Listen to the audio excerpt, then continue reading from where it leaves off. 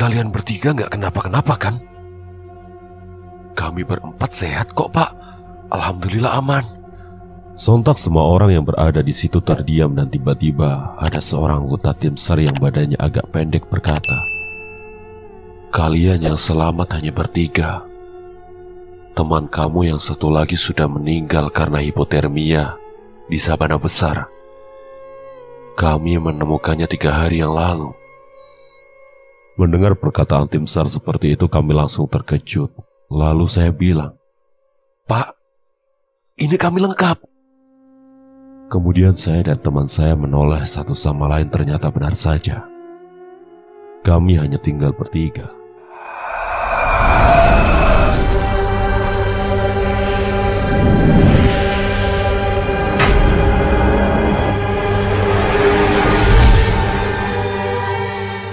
Perjalanan dimulai ketika saya dan ketiga teman saya yang bernama Rap, Alip, dan Zora sampai di sebuah stasiun pada jam 8 pagi. Karena lapar, kami memutuskan untuk singgah di sebuah warteg di dekat stasiun. Saat kami makan, tiba-tiba kami dihampiri oleh seorang pengemis yang sudah agak tua dan badannya bungkuk. Lalu, Alip mengeluarkan uang dan memberikannya kepada pengemis itu. Namun pengemis itu tiba-tiba berkata, "Manusia itu hidup harus berani melawan rasa takut untuk mati." Sontak kami merasa sedikit kaget. Tidak sampai di situ, tiba-tiba pengemis itu kembali berkata, "Kalau mau selamat, yang pasrah sama Gusti Pangeran." Kami merasa heran dengan ucapan pengemis itu. Namun kami tidak berpikir yang aneh-aneh dengan ucapan pengemis itu. Singkat cerita, kami sampai di base camp pendakian pada jam 8 malam. Kami memutuskan untuk menginap di base camp pada malam itu dan memulai pendakian pada keesokan harinya. Pada pukul 6 pagi, kami bangun dan mulai bersiap-siap. Lalu pendakian baru dimulai setelah pukul jam 8 pagi. Di awal pendakian semua berjalan biasa saja dan kami masih merasa senang dan semangat. Untuk menghemat waktu, kami memutuskan untuk memulai pendakian tidak dengan jalan kaki, melainkan menggunakan ojek dengan membayar sekitar 45.000 per orang. Di perjalanan saya sempat melihat seorang perempuan dengan menggunakan pakaian kebaya di antara pepohonan, dan wanita itu terus menatap ke arah kami. Tapi sampai di situ saya mengabaikannya karena mungkin itu adalah warga desa setempat. Beberapa saat kemudian sampailah kami di batas di mana ojek tersebut mengantar, dan disinilah pendakian yang sesungguhnya dimulai. Dari tempat kami diturunkan oleh ojek sampai ke tempat mata air pertama. Waktu itu jalanannya agak sedikit becek karena habis hujan. Ditambah jalanannya yang menanjak otomatis sangat menguras tenaga kami. Belum ada 20 menit berjalan, Alip dan Zora meminta untuk beristirahat. Setelah puas beristirahat, kami memutuskan untuk melanjutkan perjalanan hingga tak terasa sudah 5 jam kami berjalan. Kami sampai di mata air kedua kira-kira sekitar jam 1 siang, dan kami memutuskan untuk ngecamp di sana karena melihat Alip dan Zora sudah kelelahan ditambah langit yang saat itu mulai mendung. Setelah beres mendirikan tenda, kami mulai untuk masak-masak dan membuat kopi sambil bersantai menunggu maghrib. Tidak berapa lama kemudian waktu maghrib pun tiba, dan kami pun mendirikan sholat sehabis itu makan malam, dan kemudian bersiap-siap untuk tidur karena kami berencana melanjutkan perjalanan keesokan harinya. Singkat cerita, pada pukul jam 11 malam saya terbangun dan mendengar seperti ada rombongan yang berjalan ramai sekali. Namun rombongan itu lebih seperti pawai, bukan rombongan para pendaki. Selain itu, suara langkah kaki mereka seperti menggunakan sandal bukan sepatu.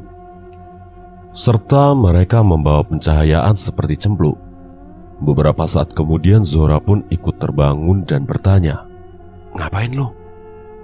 "Itu Zur, ada rombongan sepertinya mau ada acara, samperin yuk." Lalu kami berdua pun menyapa orang-orang yang ada di situ. Tapi anehnya, rombongan itu terus berjalan seperti tidak melihat keberadaan kami berdua. Namun ada satu orang perempuan yang tersenyum dan menyapa. "Monggo mas." Saya pun memberanikan diri untuk membalas sapaannya dan bertanya, "Monggo mbak. Mbak, ini ada apa ya mbak? Kok rame-rame?" Namun perempuan itu tidak menjawab. Ia hanya tersenyum dengan mata melotot seolah-olah berkata, "Jangan ikut campur." Pada akhirnya rombongan itu terus berjalan sampai tidak terlihat lagi. Saat saya ingin kembali ke tenda, saya kaget bukan main. Karena teman saya Zora sudah tidak ada di sebelah saya. Saya pun memanggil-manggil dia dan ternyata ia sudah ada di dalam tenda. Dan saya pun menegurnya. "Gak sopan lu, ada orang lewat main masuk tenda aja." Namun Zora hanya diam menyeringai seperti ingin mengatakan sesuatu, tapi dia tidak berani. Lalu saya menutup pintu tenda dan kami kembali tidur. Pada jam 4 sebelum subuh saya kembali terbangun. Di situ saya mendengar ada orang yang lagi ngobrol di dekat tenda, namun tidak jelas apa yang sedang dibicarakan, tapi yang jelas ada kata-kata mati, hilang, darah, dan makan. Saya yang merasa itu tidak beres berusaha untuk kembali tidur. Namun tiba-tiba terdengar suara wanita tertawa, lalu wanita itu bicara dengan berteriak, "Tanah ini butuh getih." Saya yang saat itu ketakutan langsung menutup telinga dan menghadap ke arah Alif yang sedang tidur. Saya juga melihat ke arah Zora yang belum tidur, dan dia sepertinya juga mendengar apa yang saya dengar tadi. Dan Zora seperti memberi kode seperti bilang, "Udah biarin aja, nggak usah didengerin." Tidak lama kemudian masuk waktu subuh dan suara orang yang mengobrol itu sayup-sayup hilang. Dan pada akhirnya kita berdua bisa tertidur dan kami kembali terbangun pada jam 7 pagi. Saat itu saya melihat Rap dan Alif sedang memasak dan asik merokok di luar tenda. Beberapa saat kemudian Zora juga terbangun. Saya kemudian pergi keluar tenda untuk mengecek jalanan yang saat itu masih becek. Namun saya kaget ketika melihat jalan yang dilewati rombongan semalam ternyata bersih. Tidak ada bekas telapak kaki rombongan semalam. Saya dan Zora saling pandang-pandangan dan berusaha untuk mengabaikan hal tersebut. Setelah itu kami makan dan bersiap-siap untuk kembali melanjutkan perjalanan. Kami mulai melanjutkan perjalanan pada jam 8 lewat. Singkat cerita, kami mulai memasuki kawasan hutan yang lebat dan sedikit berkabut. Baru sekitar 30 menit berjalan, tiba-tiba terdengar seperti ada suara perempuan yang sedang kesakitan dan suara itu terdengar sampai 2 kali. Kami semua mendengar suara itu. Namun anehnya tidak ada orang lagi di sana selain kami berempat. Dan kami kesulitan mencari sumber suara itu karena kabut yang tebal. Saya mulai merasa ada yang ganjil di sini. Saya pun memberikan kode kepada teman-teman saya agar terus berjalan dan tidak memperdulikan hal tersebut. Singkat cerita, setelah 1 jam kami berjalan, kami mulai sampai di daerah yang sedikit terbuka. Dan kabut yang dari tadi menyelimuti sudah mulai menghilang. Kami menyempatkan diri untuk foto-foto di situ karena melihat tempatnya yang lumayan bagus. Setelah puas berfoto, kami pun melanjutkan perjalanan. Setelah beberapa lama berjalan, kami pun sampailah di mata air yang ketiga. Di sana kami mengisi air dan beristirahat sejenak lalu melanjutkan perjalanan kembali. Saya merasa aneh di tempat itu karena di sana tidak ada pendaki lain selain kami berempat. Saya kemudian teringat kalau tidak ada satupun pendaki lain yang kami temui dari mata air yang pertama. Namun saya berusaha berpikir positif. Mungkin saat itu yang mendaki hanya sedikit. Pada akhirnya kami sampai di sabana kecil. Di sana kami bertemu dengan 7 orang pendaki yang sedang merokok dan ngopi. Tapi anehnya mereka menatap dengan tatapan kosong sambil tersenyum. Rap yang melihat pendaki tersebut langsung menyapa, "Mari bang, rombongan dari mana?" Namun pendaki-pendaki itu tidak ada yang menjawab dan hanya melihat ke arah kami berempat sambil mengangguk. Setelah itu mereka melanjutkan minum dan merokok. Alif pun penasaran dan ikut bertanya, "Bang, ada pendaki lain gak selain kita?" Namun lagi-lagi mereka hanya mengangguk sambil tersenyum. Karena merasa aneh, kami pun memutuskan kembali melanjutkan perjalanan sambil sedikit berlari. Saat berlari, kami mendengar suara tertawa dari pendaki-pendaki tadi, seolah-olah menertawakan kami berempat. Semakin kami berlari, suara tawa itu semakin menjadi-jadi. Pada saat itu kami melanjutkan perjalanan dengan keadaan tertekan dan bertanya-tanya, ada apa sebenarnya? Singkat cerita, setelah beberapa saat kami berjalan, tibalah kami di sabana besar, sekitar jam 1 siang. Di sana kabut tebal mulai turun lagi. Karena takut tersesat, kami pun memutuskan untuk melanjutkan perjalanan setelah kabut tebal itu menghilang. Setelah sekitar 10 menit kami menunggu, akhirnya kabut itu pun mulai memudar dan kami melanjutkan perjalanan.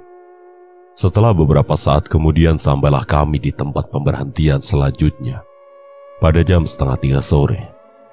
Lagi-lagi kabut pun turun dan langit mulai mendung. Kami pun mulai mendirikan tenda dan bersiap-siap untuk beristirahat.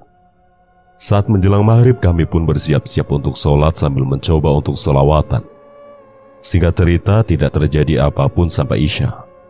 Sekitar jam 8 malam kami semua mengantuk dan tidur.